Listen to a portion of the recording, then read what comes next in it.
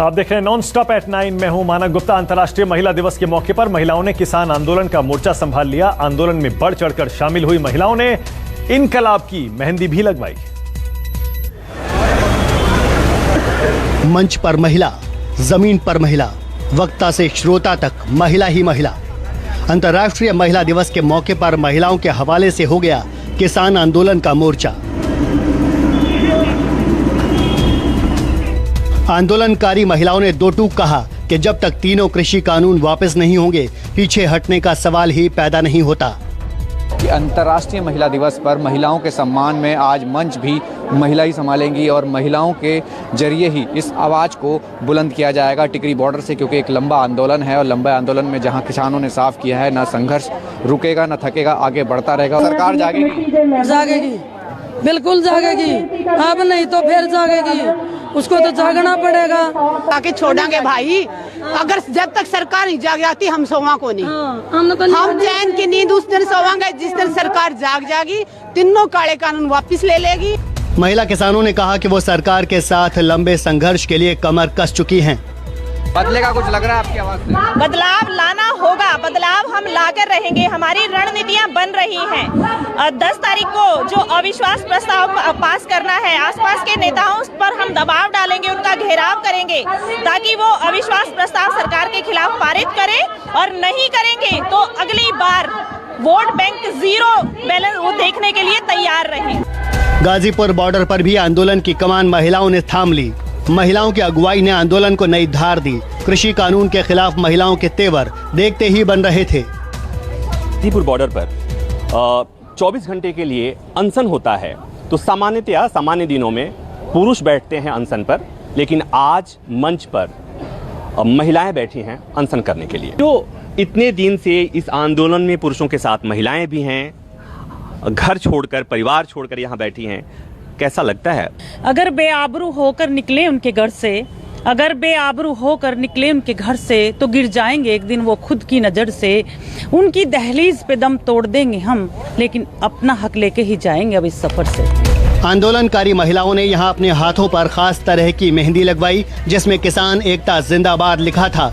महिलाओं ने इसे इनकलाब की मेहंदी बताया। सबसे न्यारा राकेश टिकैत हमारा। Smile smile smile.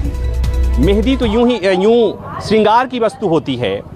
महिलाएं शादी ब्याह में, त्योहार के मौके पर सजने संवरने के लिए इस्तेमाल करती हैं, लेकिन यहाँ पर इनकलाब लिखा हुआ है, यहाँ पर किसान एकता जिंदाबाद लिखा हुआ है, इनकलाब जिंदाबाद लिखा हुआ है। तो आज मंच पर मेरी बहनें जो हैं, उन्होंने लगाई है इंकलाबी मेहंदी, और इंकलाबी मेहंदी में वो ये दिखाना चाहती हैं कि जो मेहंदी है ये सिर्फ सौंदर्य मात्र का कोई साधन नहीं है, ये इंकलाब भी ला सकता है।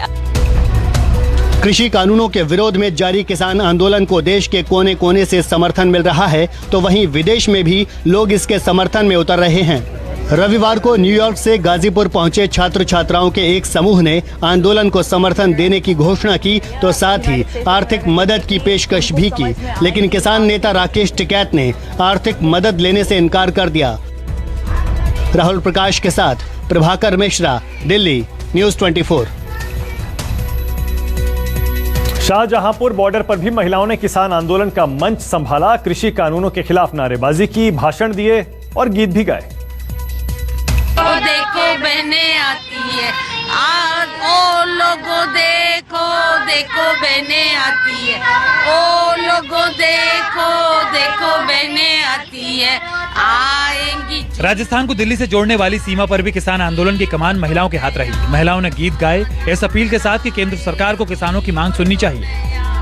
तो देखो देखो बहने आती है, आएगी जुल्म मिटाए, कि वो तो नया जमाना लाएगी।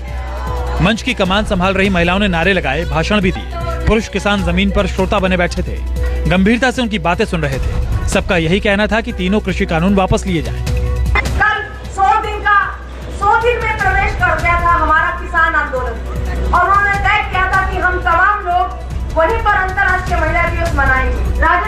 ज्यादातर महिलाएं ऐसी थी जिन्होंने पहली बार इस तरह से किसान आंदोलन के समर्थन में खुलकर भाषण दिया। अंतर्राष्ट्रीय महिला दिवस है और हरियाणा राजस्थान के शाहजहांपुर बॉर्डर में आज महिलाओं ने किसान आंदोलन की कमान संभाल रखी है। यहाँ पर आप देख सकते हैं संयुक्त किसान मोर्चा का ये मंच है और यहाँ पर महिलाएं आई हुई है। क्या चाहती है मोदी सरकार से? मोदी साहब ने साडा हक दे, ਅਸੀਂ ਉਹਦਾ हक लेके जावांगे।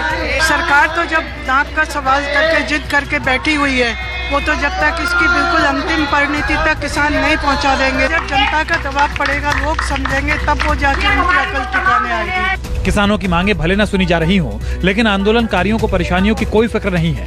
उन्हें फिक्र है तो बस आने वाली पीढ़ियों की, क्योंकि उन्हें डर है कि अगर ये कानून लागू हुए तो उनकी जमीन जा सकती है। तभी तो लंगर चल रहा है। महिला हो या पुरुष, हर कोई उस दिन का इंतजार कर रहा है जब सरकार इनकी मांगों को पूरा कर देगी। तो इस देश को तो अगर बचना है तो खेती को बचना होगा, नहीं तो कुछ नहीं हो सकता। हमारी आत्मा कोई बोझ नहीं है, हम किसी का बुरा नहीं कर रहे, हम अपने हक मांग रहे हैं, की लड़ाई लड़ रहे हैं, इसलिए शिकन आने का सवाल ही नहीं है। शिकन आने का सवाल नहीं है। देश को बचाना है तो खेती को बचाना पड़ेगा, क्योंकि 133वां दिन है ये आज और मांग वही है, तीनों कृषि कानून को वापस लिया जाए। कैमरामैन दिनेश कुमावत के साथ श्रीवत्सन, राजस्थान हरियाणा बॉर्डर, शाहजहांपुर, न्यूज़ 24। कृषि कानूनों के खिलाफ विरोध में आंदोलन कर रहे किसानों का आंदोलन अब 100 दिन पार कर चुका है। कड़ाके की सर्दी झेल चुके किसानों के सामने अब गर्मी का मौसम मुंह बाए खड़ा है। लेकिन आंदोलनकारियों को गर्मी से बचाने के लिए पंजाब के गांव-गांव में मिशन कूलर शुरू हो गया है। पंजाब के जीरकपुर में तैयार हो रहे ये कूलर सुर्खियों का सबब बने हुए हैं। कूलर पर किसानों के आंदोलन के हर पहलू दिखाए जा रहे हैं। आंदोलनकारियों पर वाटर कैनल के इस्तेमाल से लेकर ट्रैक्टर मार्च तक की तस्वीरें चस्पा हैं। कूलर्स पर नो फार्मर्स नो फूड का नारा भी लिखा गया है। यही नहीं, इन पर किसान नेता राकेश टिकैत और गुरनाम सिंह चढ़ूनी की भी तस्वीरें प्रिंट हो रही हैं। कूलर बनाने वाले शख्स का दावा है कि ये न सिर्फ किसानों को ठंडी हवा देंगे, बल्कि आने वाली पीढ़ियों को आंदोलन की याद भी दिलाएंगे। आज हम पैसा कमाते हैं, पैसा वेस्ट हो जाता है, फ्लैक्स शीट्स लोग फाड़ देते हैं। ये एक सिंबल रहेगा जो इस संघर्ष का बाद में भी हमें लॉन्ग टाइम तक एहसास दिलाएगा कि हमने कैसे ये लड़ाई लड़ी और कैसे हमने जीती। तो ये एक मैंने सर्च किया था कि मुझे कोई मेटल पे कुछ ऐसा करके मैं दे सकूं जो कि लॉन्ग टाइम तक चले। कूलर बनाने वाली कंपनी यूनाइटेड एंटरप्राइजेस के संचालकों की माने तो उन्हें जो ऑर्डर मिला है वो अपने आप में अनोखा है, क्योंकि इसके जरिए उन्हें किसान आंदोलन में योगदान का मौका मिला है।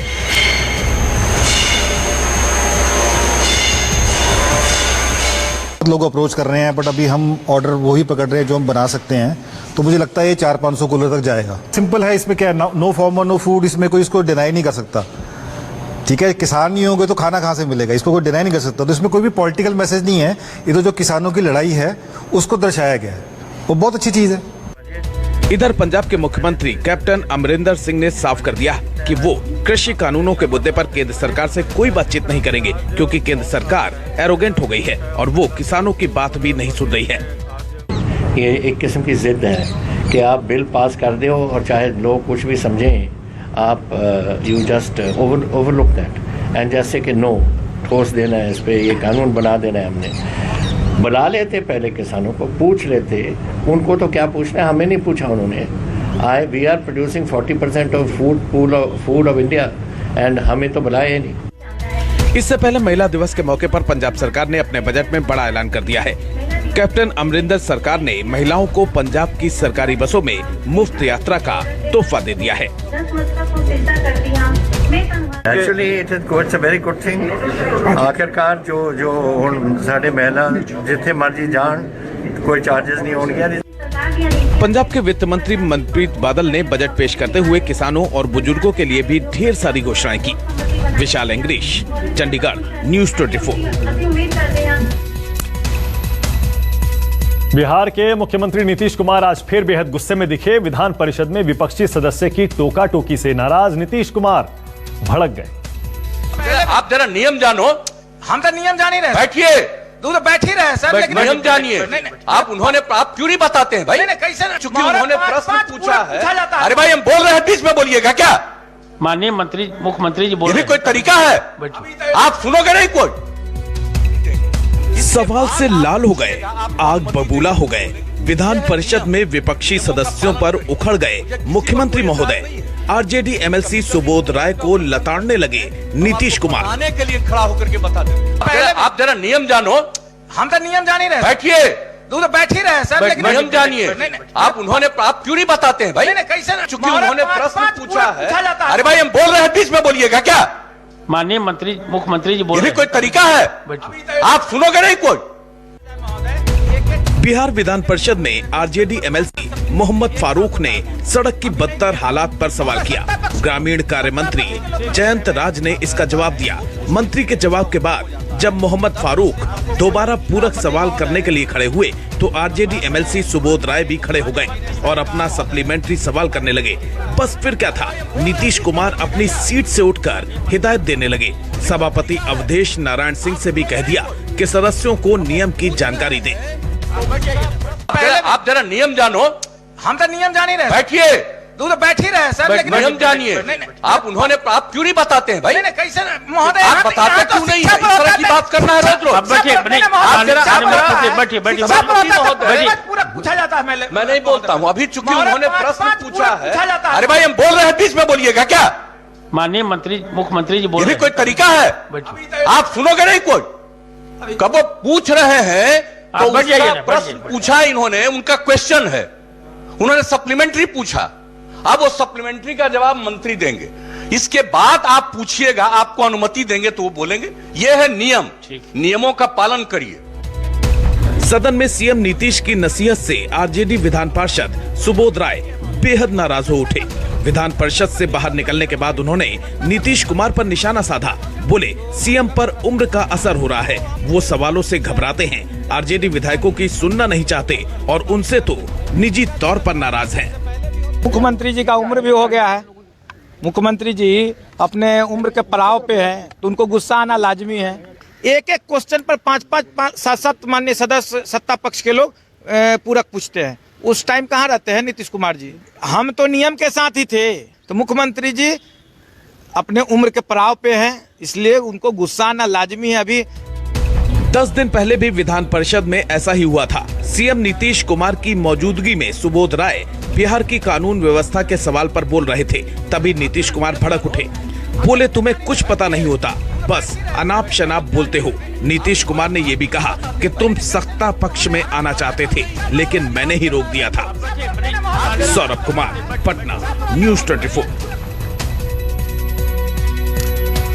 अंतर्राष्ट्रीय महिला दिवस के मौके पर पश्चिम बंगाल की मुख्यमंत्री ममता बनर्जी ने कोलकाता की सड़कों पर प्रदर्शन किया, तो साथ ही महंगाई को लेकर पीएम मोदी को घेरा। ममता ने आरोप लगाया, पीएम मोदी बंगाल आकर झूठ बोलते हैं।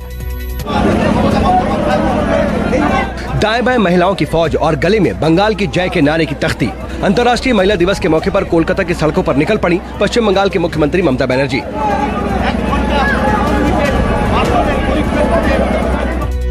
पदयात्रा के दौरान ममता बनर्जी ने आरोप लगाया कि पीएम मोदी गैस के दाम बढ़ा करके महिलाओं को परेशान कर रहे हैं। रविवार को ब्रिगेड परेड ग्राउंड में पीएम मोदी के आरोपों पर पलटवार करते हुए ममता ने दो टूक कहा कि पहले दिल्ली संभालो, फिर बंगाल की तरफ देखना। अरे बांग्लादेश परिवर्तन होगा ना, परिवर्तन दिल्ली में होगा, आपको जाना पड़ेगा।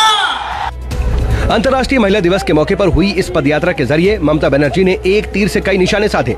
ममता बनर्जी ने कोलकाता की सड़कों पर शक्ति प्रदर्शन किया, महंगाई के मुद्दे को भुनाया, तो साथ ही ये संदेश भी दिया कि महिलाओं की सुरक्षा और सम्मान सरकार की पहली प्राथमिकता है। मामाटी मानुषेर अंगीकार, আমরা নারীদের সুরক্ষিত করে রাখতে চাই, নারীরাই বাংলা গড়বে। रविवार को कोलकाता के ब्रिगेड परेड ग्राउंड में रैली के जरिए पीएम मोदी ने पश्चिम बंगाल में महिलाओं की सुरक्षा को लेकर के टीएमसी सरकार पर हमला बोला था। पीएम मोदी ने आरोप लगाया था कि ममता बनर्जी राज्य की जनता की दीदी बनने की बजाय बुआ बनकर भतीजे को आगे बढ़ा रही हैं। दीदी ने राज्य की गरीब महिलाओं की अनदेखी की है। जय श्री राम, जय जय श्री राम। हालांकि रविवार को ही सिलीगुड़ी में पदयात्रा कर ममता बनर्जी ने पीएम पर पलटवार किया था। ममता बनर्जी ने कहा था कि पीएम मोदी बंगाल में मतदाताओं को गुमराह करने के लिए झूठ बोल रहे हैं। मनोज पांडे, कोलकाता, न्यूज़ 24।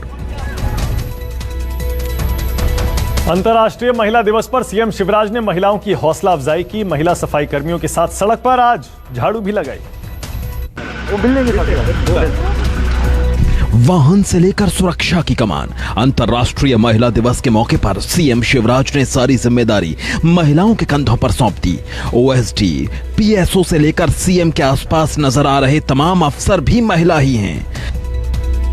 महिला दिवस पर मध्य प्रदेश के मुख्यमंत्री शिवराज सिंह चौहान को अब हम एक अनूठी पहल की है उस तस्वीर को भी दिखाते हैं। यहाँ पर देखिए, जितना भी सीएम शिवराज के साथ जो भी स्टाफ है वो पूरी महिलाएं यहाँ पर तस्वीरों में देखी जा सकती हैं। यहाँ पर जो प्रशासनिक स्टाफ से लेकर जितने भी यहाँ पर अधिकारी हैं, तमाम अधिकारियों को, महिलाओं को यहाँ पर सुरक्षा के लिए रखा गया है। करीब 40 जो सुरक्षा कर्मी है महिला यहाँ पर तस्वीरों में देख सकते हैं। सीएम शिवराज सिंह चौहान के वाहन की स्टीयरिंग व्हील महिला टीआई इरशाद अली के हाथों में रही। मध्य प्रदेश में महिला दिवस पर यहाँ पर सीएम शिवराज के काफिले में भी यहाँ महिला चालकों को यहाँ पर आज का दिन चुना गया है। तो देख सकते हैं यहाँ पर जो महिला चालक हैं वो इस कार्यक्रम में शामिल हैं और ये एक अनूठी पहल मध्य प्रदेश के मुख्यमंत्री शिवराज सिंह चौहान की तरफ से है कि आज के पूरे दिन आज उनके साथ जो भी स्टाफ रहेगा, चाहे वो मुख्यमंत्री आवास का हो या फिर सुरक्षा के लिहाज से, वो भी यहाँ पर महिलाओं की तैनाती रहेगी। अब इससे ज़्यादा प्राउड की क्या बात होगी, आप बताइए। हम लोग स्टेट की मुखिया है जो उनकी सिक्योरिटी महिलाओं के हाथ में है, बहुत ज़्यादा प्राउड फील कर रहे हैं, सभी महिलाएं कर रही हैं। सीएम शिवराज का कहना है कि वो बेटियों के प्रति समानता और सम्मान का भाव जगाने के लिए ये संदेश देना चाहते हैं कि महिलाएं खुद को कमजोर न समझें। नारी तू नारायणी, हमारी बहनें, बेटियां, माताएं दुनिया का हर काम कर सकती हैं, तो गाड़ी चलाने से लेके सुरक्षा करने तक का जिम्मा हमारी बहनों ने संभाला है। सीएम शिवराज ने सुबह की शुरुआत महिला सफाई कर्मियों के साथ चौपाल लगाकर की। सीएम शिवराज ने उनके साथ झाड़ू भी लगाई। अंतर्राष्ट्रीय महिला दिवस पर तो महिलाओं का सम्मान खूब हुआ, लेकिन क्या इस रस्म अदायगी से सूबे की महिलाएं महफूज हो जाएंगी? आखिर महिला अपराधों में मध्य प्रदेश आज भी अव्वल क्यों है? विपिन श्रीवास्तव, भोपाल, न्यूज़ 24।